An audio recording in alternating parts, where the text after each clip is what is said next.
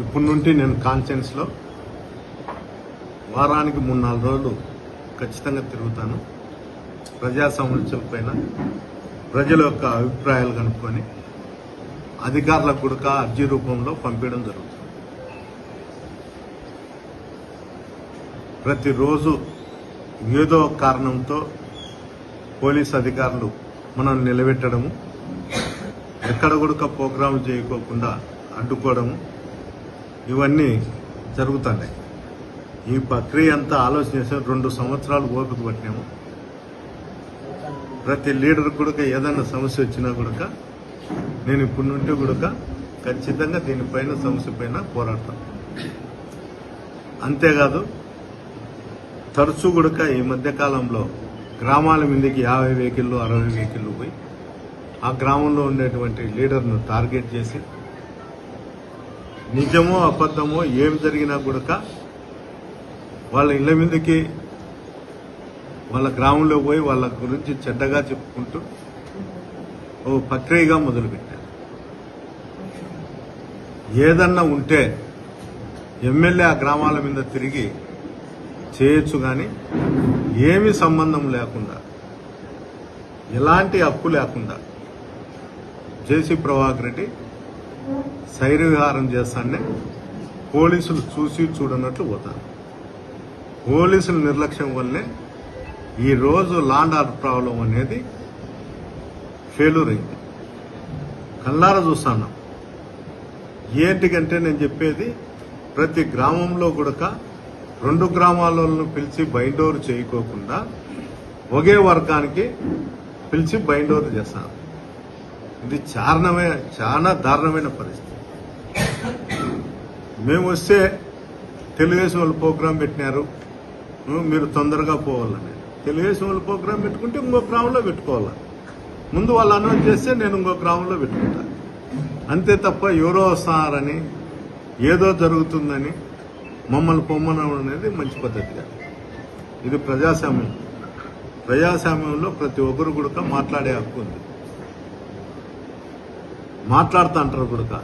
ఇప్పుడు చెట్ల నేను మాట్లాడినా అని ఏదన్నా అనుకోవచ్చు. చెట్ల కింద కూర్చొని అందరినీ తిడతాను. నన్ను తిడతారు, జగన్ రెడ్డిని తిడతారు, చంద్రబాబు నాయుడిని తిడతారు, మోడీని తిడతారు, అందరినీ తిడతాంటారు. అది వాళ్ళ హక్కు. వాళ్ళకేం మనం ప్లాస్టర్ వేయలేము.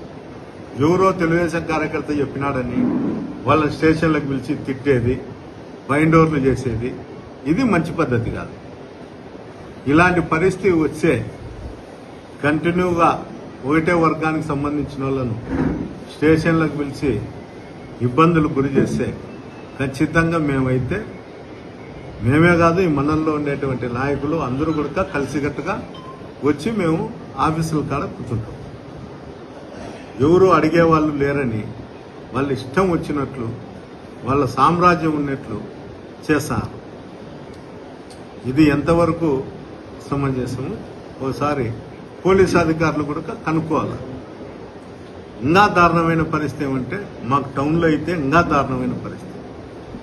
తాగేది, రాత్రిళ్ళు పోయి ఎవరింటి మీద అంటే వాళ్ళ ఇంటి మీద రాళ్ళు వేసేది, ఎక్కడ ఏమి జరుగుతుంది అనేది కూడా తెలియని పరిస్థితి. పోలీస్ స్టేషన్లకు పోతే కేసులు రాసుకోరు. నీ మీద ముందే బైండ్ ఓవర్ కేసు పెట్టారు, నువ్వు ఎస్సీలు తిట్టావంట అనేది. అక్కడుండే అధికారులు ఫ్రీగా ఈ మటిక, బంగాకు, గ్యామ్లింగ్ ఎవరిలో పెట్టించి వాళ్ళతో కమిషన్లు తీసుకునే బదులు ఎట్లా పోలీస్ వ్యవస్థ అనేది నిర్వీర్యం అయిపోయింది.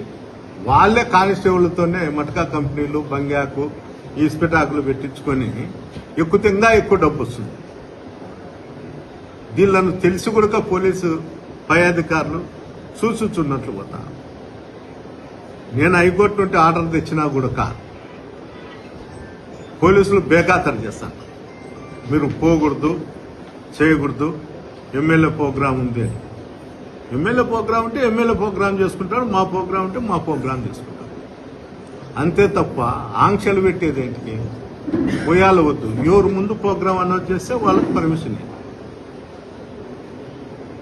మేము ప్రోగ్రాం పెట్టిన తర్వాత వాళ్ళు పెట్టేది, వద్దని చెప్పేది, ఇవన్నీ మంచి పద్ధతి కాదు.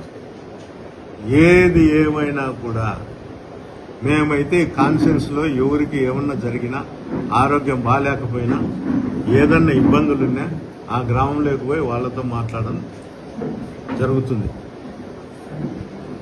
ఏది ఆలోచన చేసినా కూడా ఇదేం లేదు. ఇవన్నీ కూడా వాళ్ళు పంచాయతీ ఎలక్షన్లు వస్తున్నాయనో, మండల ఎలక్షన్లు వస్తున్నాయనో భయపడించుకొని, బెదిరించుకొని వాళ్ళు పబ్బం గడుపుకోవాలని చూస్తున్నారు తప్ప ఏరేదేం లేదు. మా ప్రభుత్వంలో మేము ప్రతి ఒక్కరిని నామినేషన్ ఇస్తాం. అతను 18 లేచే చెప్తా అంటాడు, మేమేందో నామినేషన్ లేకుండా గుంజుకున్నాము, చేసినాము, కొట్టినాము. ప్రజాస్వామ్య పద్ధతిలో ఎప్పుడూ లేని విధంగా నేను ఎమ్మెల్యే అయిన తర్వాత ఖచ్చితంగా ఎలక్షన్ ఏ విధంగా జరగాలో ప్రజాస్వామ్య పద్ధతిగా అదే విధంగానే చేశాను. నేను 5 ఏళ్ళు ఉన్నప్పుడు కూడా ప్రతి గ్రామంలో కానీ మా కార్యకర్తలు కానీ మీటింగ్ పెట్టినప్పుడల్లా చెప్తా వచ్చిన, మీరు ఎక్కడే కానీ కొట్లాడాకండి, ఎలక్షన్తోనే అటుకు అయిపోయింది. తెలుగుదేశం వాళ్ళు కూడా మన గ్రామస్తులే, వాళ్ళతో కలిసే పనిచేయండి, గ్రామాలు డెవలప్ కావాలనే చెప్పినాం. ఈరోజు ఆ ప్రక్రియ నడచడం లే. ఏంటికి నడచడం లేదంటే నాయకుడి యొక్క ఆలోచనల ప్రకారమే కాన్ఫరెన్స్ కూడా అట్లే తయారైంది. ఈ విధంగా తయారు కావడం కారణం దీంట్లో ముఖ్యంగా ఎమ్మెల్యేదే. అందరూ అనుకునేది ఏమంటే జేసీ ప్రభాకర్ తిడతాడు అనేది. అంటే కొడుకు తండ్రి కూర్చొని మాట్లాడి తండ్రితో కొడుకు చేశాను. మీకు అందరికీ తెలియని నిజం ఇదే. ఈ మధ్య కాలంలో కొడుకు తండ్రి లేనప్పుడు ఎవరన్నా పోతే మా నాయన చెప్పిన పని మీరు చేయలేదు కాబట్టి మా నాయనతోనే చేయించుకోండి అని చెప్తారు. ఏ అధికారితోనే నిన్న లేక మొన్న ఫీల్డ్ అసిస్టెంట్ను పడవల్లో కొట్టడం జరిగింది ఎమ్మెల్యే స్వయంగా. అంటే ఒక ఉన్నత స్థాయిలో ఉండి ఒకరికి సూచనలు ఇచ్చేది పోనిచ్చి కొట్టేది తిట్టేది కొడుకు కూడా నేర్పుతాడు. మీరు అనుకున్నంత మటుకు కొడుకు అమాయకుడేం కాదు, తండ్రి కన్నా 2 ఆకులు ఎక్కువే. అతను నటిస్తాడు, ఇతను నటన చేస్తాడు. దయచేసి మీరందరూ ఆలోచన చేయండి. ఇంత నీచంగా, ఇంత తెలుగుదేశం నాయకులకు కూడా నేను ఒకటే సూచన ఇచ్చేది, మీరందరూ నేను చెప్తేనో మీ ఎమ్మెల్యే తండ్రి చెప్తేనో ఆలోచన చేయండి. మా ప్రభుత్వంలో మీ గ్రామాలలో మేమేమన్నా చేసినామా, మా లీడర్లు ఏమన్నా చేసినారా? ఒకవేళ సమస్య ఉంటే మీరు మా వాళ్ళని ఏదన్నా మాట్లాడినా ఇంకోటి చేసినా కూడా సరిపోతుంది. ప్రభాకర్ రెడ్డి అనే వ్యక్తి ఎవరు? ప్రభాకర్ రెడ్డి అనే వ్యక్తి కాన్ఫరెన్స్ లో ఎవరు? ఎమ్మెల్యే తండ్రి. ఎమ్మెల్యే అండ చూసుకొని ప్రతి ఒక్కరిని తిట్టేది. నేను మాట్లాడకూడదు కానీ తెలుగుదేశం నాయకులు పోతారు ఒకరి ఇంటి దగ్గరికి, ఆ ఇంటి దగ్గరకంటే వాళ్ళకి సిగ్గు, లజ్జ అన్నీ ఉండాలి. అన్నీ ఇడిచినారు. మానవత్వం కూడా లేదు. వాళ్ళ ఇళ్లలో ఆడవాళ్ళకి కన్నా ఎవరన్నా పక్కింటి వాళ్ళు అడిగి పోయిన వాళ్ళు మీ భర్తని ఇట్లా తిట్టినాడని తెలిసే వాళ్ళ అన్నం కూడా పెట్టారు. అంత నీచంగా ఆ విధంగా ప్రవర్తిస్తారు. ఏంటికి పోతారో తెలియదు కానీ వాళ్ళే ఆఫ్ ది రికార్డు నాతో కూడా కొంతమంది పెళ్లిళ్ళలో కానొచ్చినప్పుడు నాతోనే చెప్తా అంటారు, ఏం నిన్న ఈ తలకాయ నొప్పి ఎక్కువైంది, నువ్వు ఉన్నప్పుడే ప్రశాంతంగా ఉన్నావు, మామూలులే ఏంలే అని వాళ్ళు చెప్తారు. మా వాళ్ళు తప్పు చేస్తే, ఏమన్నా చేస్తే మీరు స్టేషన్లోకి పోండి, అధికారులను అడగండి. గతంలో మా ప్రభుత్వం ఉన్నప్పుడు మీకు ఏదన్నా అన్యాయం జరిగితే పోయి ఆడబెట్టండి. ఎవరు ఆ ప్రభాకర్ రెడ్డి గ్రామాలలోకి వచ్చి తిట్టేది, చేసేది? వాళ్ళు వచ్చినప్పుడు గ్రామంలో పోలీసు వాళ్ళు వచ్చి ఆ గ్రామంలో ఉండేటువంటి వైఎస్ఆర్సీపీ నాయకుని తీసుకుని స్టేషన్లో పెట్టేదో, గ్రామాన్ని తట్టించేదో జరుగుతుంది. ఏం వాళ్ళ ఇంట్లో వాళ్ళు ఉంటారు, వాళ్ళ ఇంట్లో వాళ్ళు ఉండేదానికి వీళ్ళ ఆలోచన ఏమి అంటే ఇక్కడ ఉండే పోలీసు, కాన్ఫరెన్స్ లో ఉండేటువంటి పోలీసు ఎమ్మెల్యే చెప్తే వింటారా లేకపోతే ప్రభాకర్ రెడ్డి చెప్తే వింటారో అర్థం కాదు. వాళ్ళ సూచనల మేరకే నడుచుకుంటారు. ప్రతి ఒక్కరి మీద వాళ్ళ మీద అయితే పేలుగులు, మా వాళ్ళ మీద అయితే పేలుగులు. రెండోది వాళ్ళని అరెస్ట్ చేయరు, మా వాళ్ళని అరెస్ట్ చేస్తారు. ఇది ఎంత నీచమైన సంస్కృతికి దారితీస్తారో అర్థం కాదు. మేము ఎవరికి శత్రువులు కాదు, మా పార్టీ వాళ్ళు కానీ మేము కానీ ఎవరికి శత్రువులు కాదు. ఈ రోజు మీరు ఆ గ్రామంలో మీరు ఇబ్బందులు పెడతాంటారో వాళ్ళకు మాత్రమే ఆ గ్రామంలో ఉండేటువంటి లీడర్ రేపు పొద్దున మాకు ఏదన్నా కంప్లైంట్ చేస్తే తప్ప దానిపైన చట్టపరంగా ఏది చేయాలో అది చేస్తాం. దీంట్లో ఎవరు ఆలోచన చేయాల్సిన అవసరం ఎవరూ లేదు.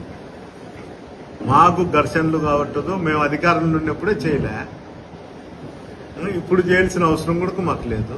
ప్రతిపక్షంలో పద్దం లేచే పోలీస్ అధికారులు స్టేషన్లకు పిలిచేది, సతాయిచ్చేది, ఏమన్నంటే మాకు ప్రెజర్ అనేది. ఏం ప్రెజరు? ఊరుకున్న వాళ్ళని తీసుకొచ్చి స్టేషన్లలో కూర్చోపెట్టేది ప్రెజర్, ఊరుకున్న వాళ్ళని తీసుకొచ్చి బైండోర్లు చేసేది ప్రెజర్. ఏంటి కానీ అవతలోడు మీద బైండోర్లు చేయడం లేదు. ఈ బైండోర్ల పైన ఎప్పుడో ఒక రోజు యాదవ్ స్టేషన్ కాడ ఖచ్చితంగా భారీ ఎత్తుతో ధర్నా చేయాల్సిన పరిస్థితి ఏర్పడుతుంది. వీళ్ళందరూ బైండోర్లు చేసేది ఏంటంటే పంచాయతీ ఎలక్షన్లు వస్తున్నాయి, బైండోర్లు చేసిన వాళ్ళంతా మీరు న్యూసెన్స్ క్రియేట్ చేస్తారని ఇంకో కేసు పెట్టి వీళ్ళని రిమాండ్ కంపించాలనే ఆలోచనతోనే ఇవన్నీ చేస్తారు. ఈ పరిస్థితి ఈ కాన్ఫరెన్స్ లో విపరీతంగా ఉంది. ఇదేమన్నా తెలుగుదేశం పార్టీ యొక్క ఆదేశాల లేకపోతే ప్రభాకర్ రెడ్డి ఎమ్మెల్యే గారి ఆదేశమో నాకు అర్థం కాదు. ఇది ఎంత దూరం పోతుందో కూడా అర్థం కాదు. ఖచ్చితంగా దీనిపైన నేను ఇంకా 1-2 సార్లు మా నాయకులతో అందరితో కార్యకర్తలతో మాట్లాడి దీన్ని ఏదో విధంగా ఎక్కడోసారి ఫుల్ స్టాప్ పెట్టే పరిస్థితి వస్తుంది.